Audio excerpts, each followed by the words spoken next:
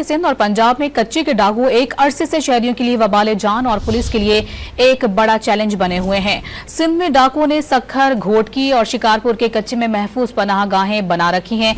इसी पर बात करेंगे। डॉन न्यूज के नुमाइंदे उबैदुल्ला शेख हमारे साथ मौजूद हैं। उबैद, बताइएगा सक्खर समेत बालाई सिंध के कच्चे में डाकुओं की मौजूदगी के बारे में क्या तफसीलात हैं और क्या बताएंगे आप?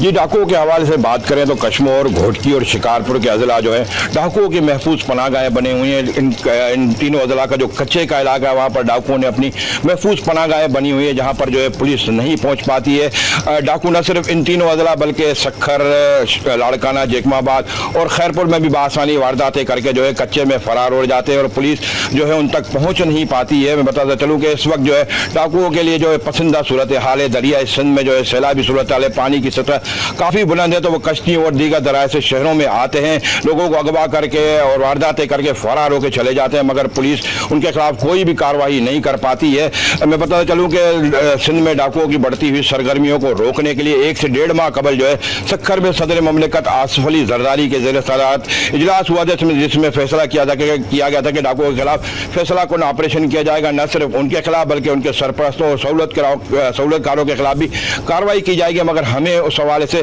कोई मुस्बत पेशरफ जो है होती हुई नजर नहीं आ रही है। डाकू जो है अंदरून सिंध जो है वारदातें करके बासानी फरार हो जाते हैं, मगर पुलिस की जानिब से हुकूमती सतह पर जो ऑपरेशन की बातें की जा रही थी उस पर हमें जो है अमल दरामद होता हुआ नजर नहीं आया है। जी।